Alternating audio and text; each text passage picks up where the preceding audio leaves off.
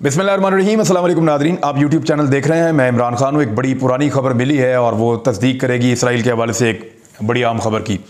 वो भी आपको मैं पढ़ के सुनाता हूँ। उसके अलावा पाकिस्तान टेलीविज़न का जो एंकर गया था इसराइल के दौरे पर, उसके हवाले से भी खबर है और एक नया इंकशाफ भी हुआ है, वो भी आपको बताते हैं। जो स्पेशल प्रोसिक्यूटर था जो केस लड़ रहा था FIA का, शहबाज शरीफ और हमजा शहबाज के खिलाफ, उसने कुछ इंकशाफात किए हैं। इसके अलावा दीगर खबरें भी है, वो आपको बताते हैं। लेकिन पहले एक वाकया छोटा सा। आज फिर ट्विटर पे हम लोग टॉप ट्रेंड बने हुए हैं और रीज़न उसका ये है, बहुत सारे लोग जो हैं वो तारीफ़ कर रहे हैं, मेरे ख्याल में वो भी बेजा है। बहुत सारे लोग तनकीद कर रहे हैं, वो भी मेरे ख्याल में गैर ज़रूरी है। वजह यह है कि एक शख्स है, जब भी आप कभी किसी अदालत में जाते हैं, आप अपना केस लड़ रहे होते हैं, आप अपना केस लड़ रहे हैं, आपके ऊपर 100 किस्म के प्रेशर हैं। आप बाहर आते हैं, बाहर आके आप डिस्कस करना चाहते हैं अपने केस को अपने लोगों के साथ। आज में जज साहब ने कहा भी ये था। तो जब हम बाहर आते हैं, एक आदमी है माइक पकड़ के सीधा मुंह के अंदर घुसेड़ देता है और साथ ऐसे अपना वो कैमरा उठा के यूं सामने रख लेता है, यूं माइक और यूं कैमरा। अब बंदा क्या करे, और ना सलाम ना दुआ ना कोई बात पूछता है, ना वो इजाजत मांगता है, सीधा माइक आपके मुंह के अंदर और फिर अजीबोगरीब इर्रेलेवेंट क्वेश्चंस करता है। आपने कितने प्रोग्राम किए, उसके बारे में, लापता अफराद के बारे में। ओ भाई बेशुमार किए हूँ, अब यहाँ थोड़ी अदालत के अंदर याद है मुझे। नहीं, आप ये बताएं, लापता अफराद के नाम बताएं मुझे एक एक करके। ओ भाई किधर से बताएं अभी इस वक्त नाम, अपने केस की पड़ी हुई है। फराह खान कौन है, आप उसको कैसे जान। यार मैं क्या, यानी अजीबोगरीब चीज़ें मेरे बारे में, अजीब अजीब प्रोपेगेंडे रोज़ाना होते हैं, उसको हम बर्दाश्त करते हैं और लगातार बर्दाश्त करते चले जा रहे हैं। किसी ने कहा जी मेरी कोई बहन है जो दाइश के साथ चली गई है। और भाई हम 5 भाई हैं, मेरी बहन ही कोई नहीं है। किसी ने कहा जी मेरी फराह गोगी की कोई बहन है, वो मेरी बीवी है। वो खुदा का वास्ता है यार, अल्लाह का नाम ले यार, मेरे घर के अंदर आपने लड़ाई करवानी। ये सारे प्रोपेगेंडास मेरे खिलाफ किए और ये लोग फिर सवालात पूछते हैं और इररेलेवेंट क्वेश्चन, बेतुके सवाल। अब सवाल पूछना है तो कोई ठीक सवाल पूछें, आपको उसका जवाब भी मिल जाएगा। तो आज फिर उन्होंने यही हरकत की और मेरे साथ की, फिर समी इब्राहिम के साथ की। मैंने तो बोल दिया जो जवाब देना था। समी इब्राहिम साहब ने आगे से उनके ऊपर एलिगेशन लगा दिया कि आपको फौज से इसलिए निकाला गया कि आपके साथ वहां पे ज्यादती हुई थी एक बैरक के अंदर। अच्छा, मैं समझा मजाक कर रहे हैं, मैं सीरियसली समझा मजाक कर रहे हैं। और हमने उनके साथ वैसे ही मजाक किया जैसे वो रोजाना सबकी किट लगाते हैं, ऐसे ही हमने उनकी किट लगा दी। जैसे वो सबको गुस्सा दिलाते हैं, ऐसे हमने उनको गुस्सा दिला दिया। जैसे वो सबका रोजाना मजाक उड़ाते हैं, वैसे ही हमने उनका मजाक उड़ा दिया इस मामले के ऊपर। और it was not a serious thing, बिल्कुल एक जोक था जिसके ऊपर समी इब्राहिम साहब हंसा रहे थे, हम सारे हंस रहे थे। और मैं ये कह रहा था कि ये समी इब्राहिम साहब का इल्जाम है, लेकिन आप इसको डिनाई करते हैं। इतनी बात है, हम ये बात कर रहे थे और इस बात के ऊपर वो शख्स बहुत गुस्से में आ गए। और मैंने वहां पे सबको ये कहा, और वो आपको क्लिप नहीं लोग दिखाएंगे, बहुत सारे क्लिप वहां बने थे, ये खुद वहां पे रिकॉर्डिंग कर रहा था।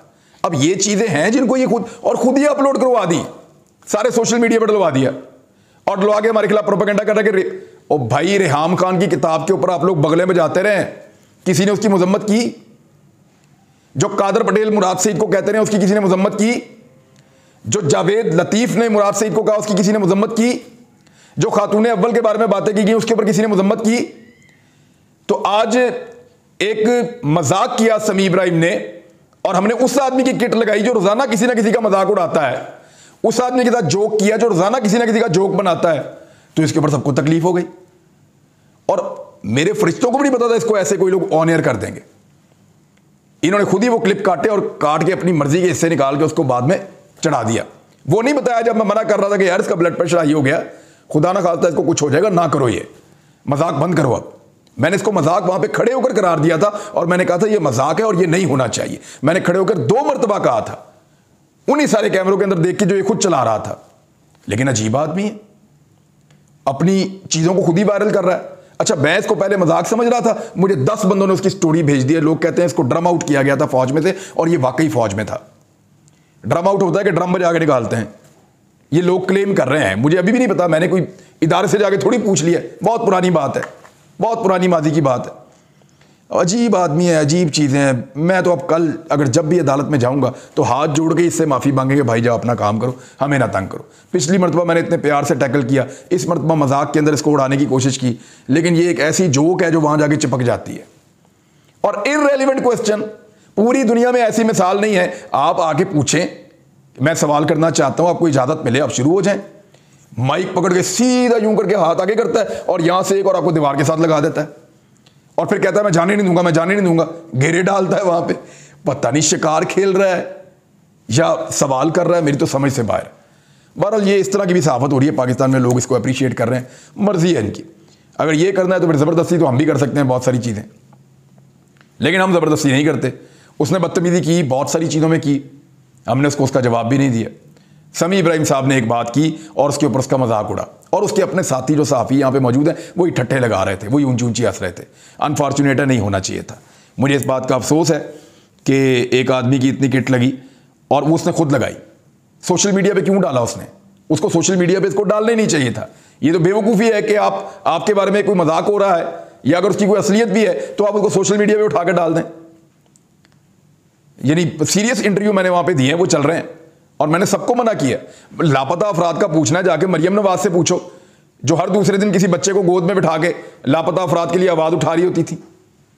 आज उनकी हुकूमत है, पूछो उनसे जाके कितने लापता अफराद छुड़वा लिए हैं।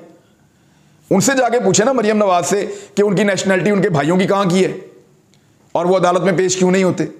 सारे सवाल आपको जो है वो अपनी मर्जी के ही आपको लोगों से करने हैं। कभी शरीफ खानदान से भी कोई सवाल किया है? नो, कोई भी नहीं। बहरहाल आ जाए आप खबर की जानिब। ये जो लोग कह रहे हैं कि इसराइल के साथ कुछ बिजनेस का फ़ायदा या नुकसान हो सकता है, मरियम नवाज साहबा ने भी इमरान खान साहब पे एलिगेशन लगाया कि उन्होंने एक यहूदी को सपोर्ट किया उसके इंतखाब के अंदर, और मरियम नवाज साहबा ने कहा कि इमरान खान साहब ही यहूदियों के एजेंट हैं। ये एजेंट पाकिस्तान में अब लोग खेलना शुरू हो गए हैं। कोई किसी को कह रहा है, कोई किसी को कह रहा है। मेरे ख्याल में ये खेल बंद होना चाहिए। एक दूसरे के ऊपर गद्दारी के फतवे नहीं लगने चाहिए, एक दूसरे को एजेंट करार नहीं देना चाहिए। हाँ, ये एक सीरियस कंसर्न है कि अगर एक इतना बड़ा स्टेप पाकिस्तान लेने जा रहा है, एक मुल्क को तस्लीम करने का, या इस किस्म की कोई चीज़ चल रही है या बैकग्राउंड में ऐसी कोई चीज़ है, तो उसके ऊपर डिबेट होनी चाहिए, बात होनी चाहिए, और क्लियरली पाकिस्तानी कौम के मौक़िफ़ की इज्जत की जानी चाहिए। यानी ये कैसे हो सकता है कि इसराइल को आप तस्लीम कर लें और फ़लस्तीनियों को उनका हक़ ही ना मिला हुआ हो? जब तक फ़लस्तीनियों को उनका हक़ नहीं मिल जाता इंसाफ के मुताबिक, और जब तक वो खुद तस्लीम नहीं कर देते, तो तब तक हम कैसे कह सकते हैं हमारे भाइयों का हक़ नहीं मिला और हम अपना हक़ छोड़ दें? ये नहीं हो सकता, और पाकिस्तानी ये होने भी नहीं देंगे इंशाअल्लाह। अब आ जाएँ खबर की तरफ कि सऊदी अरब में हुआ क्या था। 5 जून 2005 की खबर है, ये बिजनेस रिकॉर्डर पर है। अब ये एक दूसरे को इल्ज़ाम लगाते हैं, एजेंट खेलते हैं। तो मैं आपको बताता हूँ कि पैसा एक ऐसी चीज़ है जो आपको किसी के सामने भी झुकने पर मजबूर कर देता है। सऊदी अरब की इंतज़ामिया ने स्क्रैप के तौर पर सऊदी अरब लाया जाने वाला एक बहुत बड़ा कंसाइनमेंट पकड़ा था। इस कंसाइनमेंट के अंदर लगभग कोई 17 ट्रेलर्स मौजूद थे, 17 ट्रॉलर्स मौजूद थे बहुत बड़े, जिनके अंदर ये कंसाइनमेंट आ रहा था। ये कंसाइनमेंट था क्या? ये स्क्रैप था जो इसराइली सरजमीन से जॉर्डन के रास्ते सऊदी अरब लाया जा रहा था। इसराइल से जॉर्डन और वहाँ से फिर जो पोर्ट है वहाँ से इसको सऊदी अरब लाया जा रहा था। ये उस वक्त जब 2005 की बात है ना, तो उस वक्त सऊदी अरब में एक कानून था कि इसराइल से वो कोई चीज़ ले नहीं सकते थे। अब तो उनके हालात कुछ मुख्तलिफ हैं, तो अब तो उनके बहुत सारी चीज़ें जो हैं वो पाइपलाइन में हैं, लेकिन उस दौर के अंदर इसराइल से कोई चीज़ सऊदी अरब नहीं ले सकता था। 2005 में ये उनका कानून था। तो हुआ ये था कि सेरम यूके लिमिटेड ने एक मशीन बनाई थी बहुत बड़ी, जो गाड़ियों को क्रश करती है, चीज़ों को क्रश कर देती है, इवन बड़ी बड़ी गाड़ियों को भी। वो बहुत ज़बरदस्त मशीन होती है, बहुत हैवी। ये एक बहुत बड़ा प्लांट उन्होंने बनाया था, और ये प्लांट 1995 में इसराइली कंपनी को उन्होंने बेचा था। 10 साल तक उन्होंने ये प्लांट चलाया और उसके बाद उसको स्क्रैप के तौर पे बेच दिया। स्क्रैप के तौर पे उसको हुसैन नवाज शरीफ ने ख़रीदा, क्योंकि वो उस वक्त मैनेजिंग डायरेक्टर थे अल अजीज़िया स्टील मिल के। ये सारी खबर जो है ये बिजनेस रिकॉर्डर के अंदर छपी हुई है। और अल अजीज़िया स्टील मिल और हिल मेटल एस्टेब्लिशमेंट का जो है वो एक मुआहदा हुआ था हुसैन नवाज की जानिब से, और उसके मैनेजिंग डायरेक्टर थे। इसराइली कंपनी की जो नुमाइंदा है उनसे हिल मेटल एस्टेब्लिशमेंट की बिड पर इसको ख़रीदा गया था 4 मिलियन सऊदी रियाल पर, लेकिन इसकी जो कीमत है वो लिखवाई गई थी 40,000 अमेरिकी डॉलर्स, ताकि कोई टैक्स भी बचाया जा सके। वहाँ पे भी इन्होंने टैक्स बचाने के लिए उस प्लांट की स्क्रैप में कीमत कम लिखवाई थी, ख़रीदा इन्होंने महंगा था। ये इंक्वायरी के अंदर, इस खबर के अंदर लिखा हुआ है सारा। अच्छा, अब जब ये आए यहाँ पहुँचे तो अबू अमीर नामी शख्स को कस्टम क्लियरेंस का एजेंट बनाया था उस दौर में हुसैन नवाज साहब ने, और सऊदी हुकाम को शक हो गया।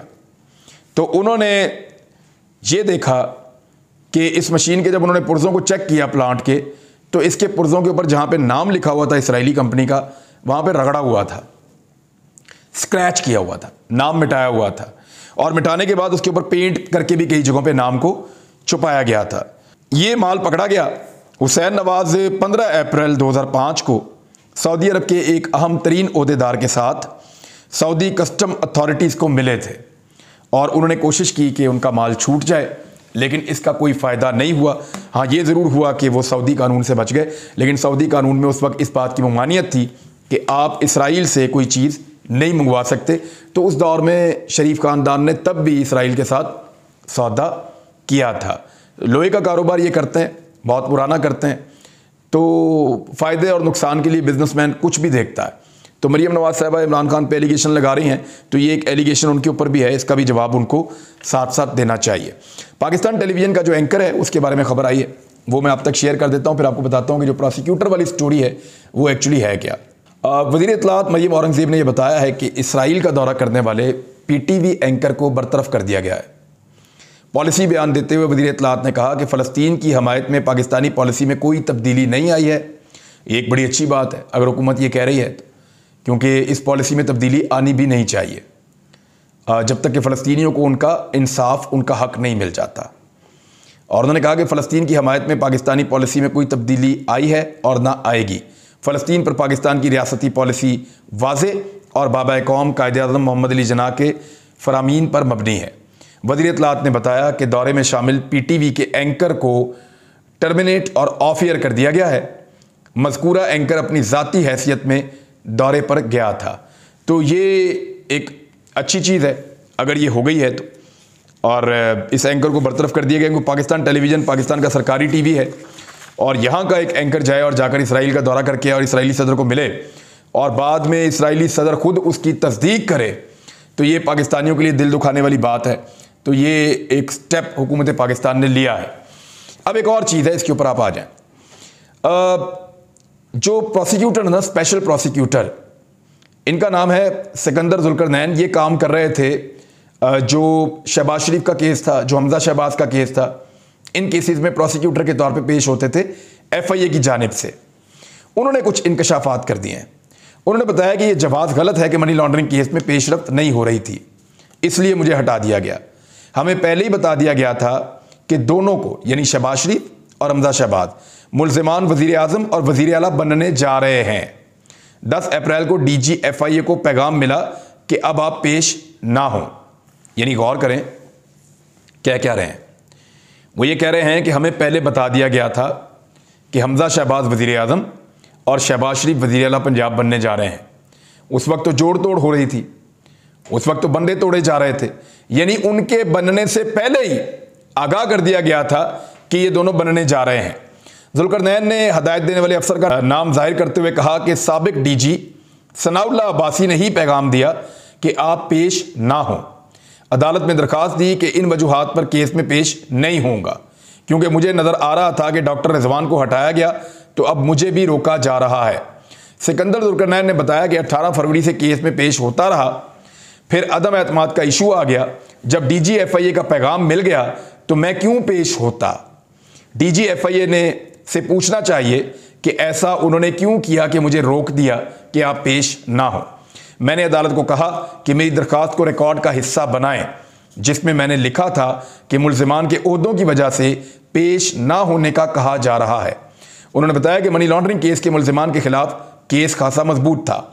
ऐसे सबूत थे जो मंतकी अंजाम तक पहुंचाते। ये मनी लॉन्ड्रिंग का अपनी नौयत का पहला केस था जिसकी मिसाल इससे पहले नहीं थी। कानूनी तौर पर चालान की कॉपियां देने के 7 रोज़ बाद फर्द जुर्म लगना थी और 6 माह में मेगा मनी लॉन्ड्रिंग का केस का फैसला होना था। मरहूम डॉक्टर रिजवान का उन्होंने बताया कि बड़ी मेहनत उन्होंने की थी, लेकिन उनको रास्ते से हटा दिया गया और बाद में दबाव की वजह से बर्दाश्त ना करने पर उनका इंतकाल हो गया। उन्होंने मजीद कहा कि मेरी कोई सियासी वाबस्तगी नहीं है, मैं सिर्फ पाकिस्तान के लिए लड़ रहा था। मैंने मुआवजा नहीं लिया, लेकिन मुआवजा मेरा तय था और मैंने नहीं मांगा। उन्होंने कहा कि इतने तनाज़ात के बाद दोबारा इस केस को मैं नहीं लूँगा। तो अब उन्होंने एक चीज़ क्लियर कर दी कि जब शहबाज शरीफ साहब की हुकूमत आनी थी हमजा शहबाज की हुकूमत आनी थी पंजाब में, उससे पहले उनको बता दिया गया था कि ये क्योंकि वज़ीर आज़म और वज़ीर आला बनने जा रहे हैं, लिहाजा आप पेश ना हो। और फिर उन्होंने इस चीज़ को अदालती रिकॉर्ड का हिस्सा बनाया और अदालती रिकॉर्ड का हिस्सा बनाकर निकल गए। दूसरा, उन्होंने कहा कि केस अपनी नौयत का इंतहाई मजबूत और शानदार केस था, इसमें सज़ा हो सकती थी, इसके अंदर कोई कमी मौजूद नहीं थी। मेरी थोड़ा अर्सा पहले इन्हीं साहब से मुलाकात हुई थी, सिकंदर जुल्करनैन साहब से, तो इन्होंने मुझे फरमाया था, मुझे भी इन्होंने बताया था कि एग्जैक्टली यही चीज़ें इन्होंने मेरे साथ शेयर की थी और उस वक्त ये ऑफ द रिकॉर्ड बता रहे थे। अब इन्होंने क्योंकि ऑन द रिकॉर्ड बता दी हैं तो इसलिए मैं आपको बता देता हूँ। तो इन्होंने कहा था कि हमें काफ़ी पहले से आइडिया होना शुरू हो गया था और FIA के अंदर बहुत ज़्यादा बेचैनी थी इस बात को लेकर कि अगर ये दोनों बाप बेटा हुकूमत में आ जाते हैं तो हम किस तरीके से इस केस को मंतकी अंजाम तक पहुँचाएँगे। दूसरा, उन्होंने मुझे ये कहा कि ये एक ऐसा ओपन एंड शट केस था जिसमें हर हाल में इस ख़ानदान का कोई एक आधा आदमी बच जाता तो बच जाता, लेकिन ज़्यादातर जो लोग इसमें मुलव्वस हैं उनको सज़ा होना लाजमी था। तो नाज़रीन, अब तक के लिए इतना ही। अपना ख्याल रखिएगा, अपने इस चैनल का भी। अल्लाह हाफ़िज़।